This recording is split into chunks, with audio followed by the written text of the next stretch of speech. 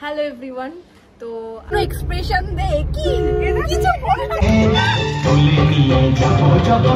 ওই সাইডে আমার মা রয়েছে, ভিডিও বলে ফেলেছি, সরি। আজকে আমি ফার্স্ট টাইম ব্লগ করতে চলেছি, মানে বড় ব্লগ ছাড়বো। এতদিন আমি শর্টস ছেড়ে এসেছি, আমি একটুখানি নার্ভাস ফিল করছি। আমার ভিডিওর ফোনের ওই সাইডে আমার মা রয়েছে, ভিডিও বলে ফেলেছি, সরি। তো ব্যাপারটা হলো আমি একটুখানি লজ্জা পাচ্ছি, আর আমি প্রচণ্ড ঘেমে গেছি, দেখতে পাচ্ছ তোমরা।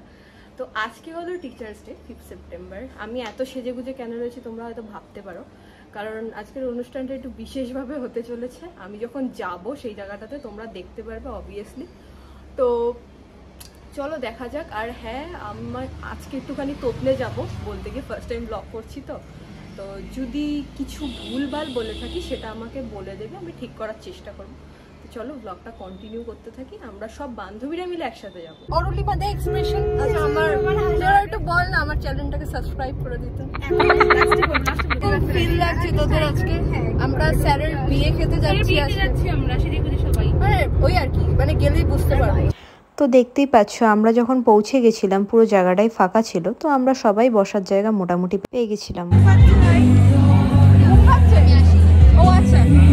কিছু বলবি? এখন আমি কিছু শুরু করি। তো এখন আমরা সবাই বসে গেছি, সবাই পরপর আমরা বসেছি। এখনো জানি না স্যারের আসার কোনো এখনো পাত্তা নেই, দেখা যাক কখন আসে স্যার। এখন নাচ গান হবে, আমি দেখাবো তোমাদেরকে অবভিয়াসলি।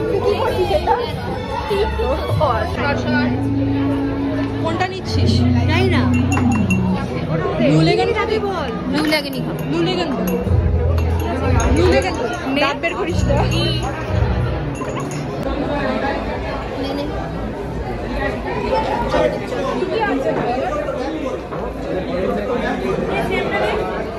আমি ভাই ভিডিও করছি, তো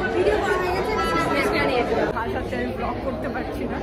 যাই হোক, এখন মকটেল নিয়েছি, খাওয়া দাওয়া দিয়ে আবার অবস্থা। এখানে দেখতেই পাচ্ছ সবাই ফোন ধরে রীতিমতন ভিডিও করার জন্য রেডি, কারণ এই টাইমটাতে আমাদের স্যারের এন্ট্রি করার কথা ছিল, বাট খুব দুঃখজনকভাবে তখন এন্ট্রি করেনি স্যার। আর হ্যাঁ, তারপরে শুরু হয়ে গেছিলো আমাদের ডান্স পারফরমেন্স।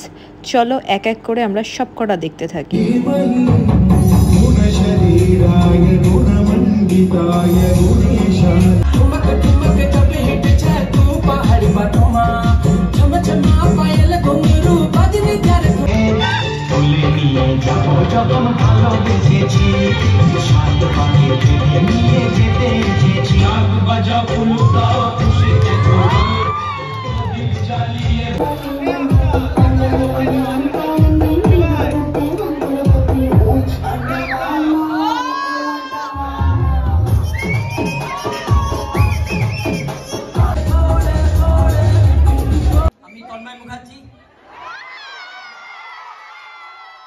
সত্যি বলতে আমাদের স্যারের কোনো তুলনা হয় না। স্যার কিছু নিজের বক্তব্য রাখছিল, চলো সেগুলো শুনে নেওয়া যাক।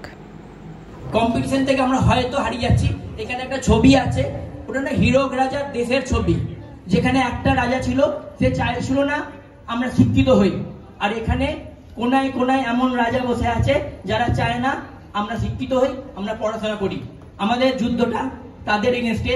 আমরা এমন একটা ফিউচার আনতে চলেছি, পুরো জুডিশিয়ারি। তারপরে প্রায় অনেকটা সময় কেটে গেছিল, আর দেখতে দেখতে আমাদের লাঞ্চ করার টাইমও চলে এসেছিল, কারণ প্রচণ্ড খিদে পেয়ে গেছিলো। তারপরে আমরা অ্যাট লাস্ট লাঞ্চ করেছিলাম।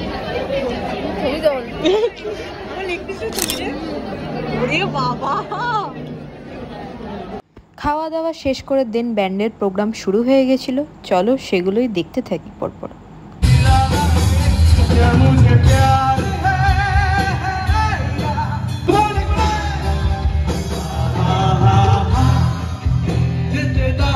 সেদিনের মতো